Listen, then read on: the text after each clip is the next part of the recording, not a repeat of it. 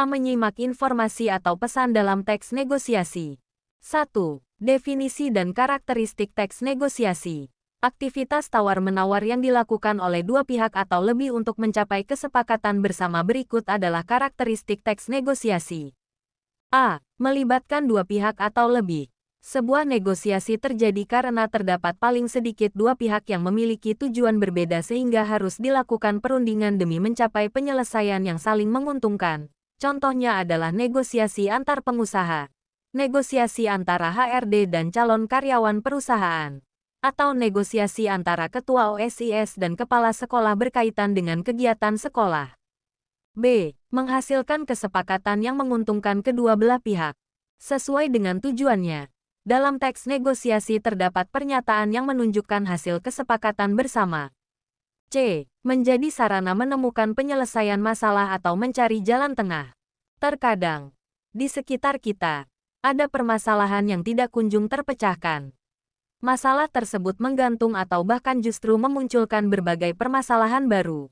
D. Mengarah pada tujuan praktis. Tawar-menawar yang dilakukan dalam negosiasi mengarah pada tercapainya tujuan bersama.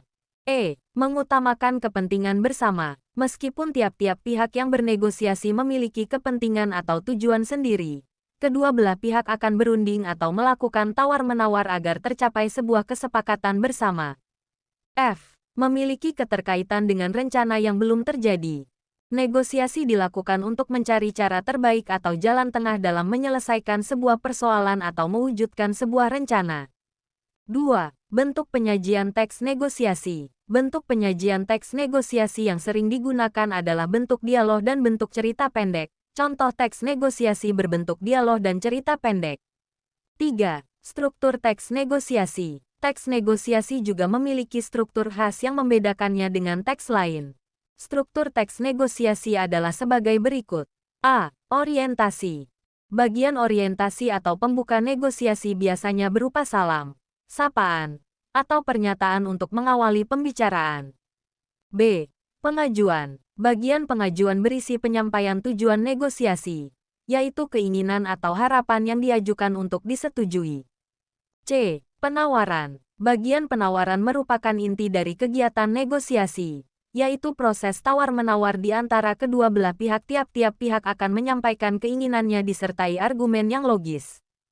D. Persetujuan. Bagian persetujuan berisi kesepakatan yang telah dicapai oleh kedua belah pihak. E. Penutup. Bagian penutup merupakan akhir dari proses negosiasi, biasanya berupa ucapan terima kasih dan salam. E. Mempresentasikan teks negosiasi dalam bentuk dialog. Pada pembelajaran sebelumnya, Anda telah menuangkan ide atau gagasan Anda ke dalam teks negosiasi. Agar karya Anda dapat diapresiasi dan memiliki nilai manfaat bagi orang lain, langkah selanjutnya adalah Anda harus mempresentasikan hasil karya Anda di hadapan guru dan teman-teman. Langkah-langkah bermain peran terdiri atas 3 tahapan, yaitu sebagai berikut. 1. Prapementasan. Untuk menyajikan suatu peran, dibutuhkan persiapan-persiapan sebelum pementasan ditampilkan. Persiapan tersebut meliputi 2 tahap, yaitu tahap persiapan dan tahap latihan. A. Tahap persiapan. Dalam tahap ini, terdapat beberapa langkah yang harus ditempuh, yaitu sebagai berikut. 1. Memilih naskah. Proses pemilihan naskah yang akan dipentaskan harus mempertimbangkan baik tidaknya tema, plot, struktur, dan lain-lain. Semua hal tersebut harus sudah ditentukan dengan sebaik-baiknya.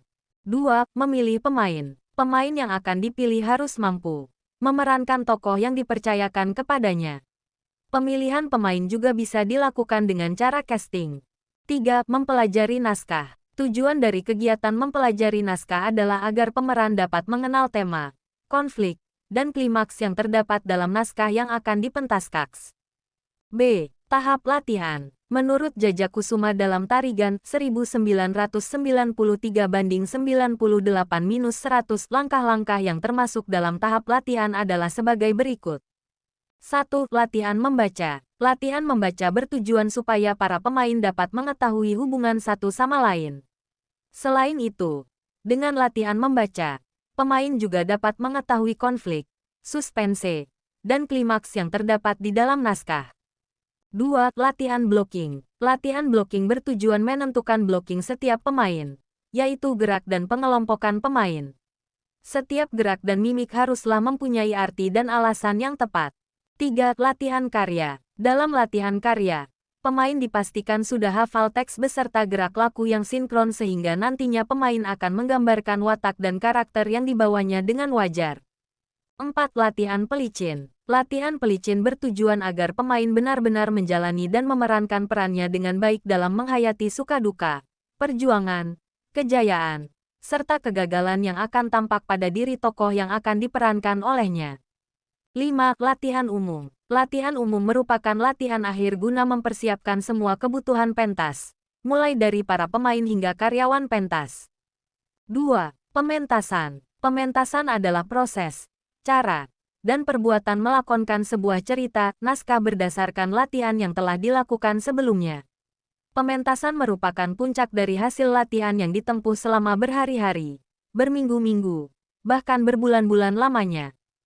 3. Pasca pementasan. Dalam tahap pasca pementasan, akan diadakan penilaian-penilaian terhadap unsur-unsur yang terdapat dalam bermain peran, seperti kinesik, gerak tubuh, intonasi, vokal, dan ekspresi.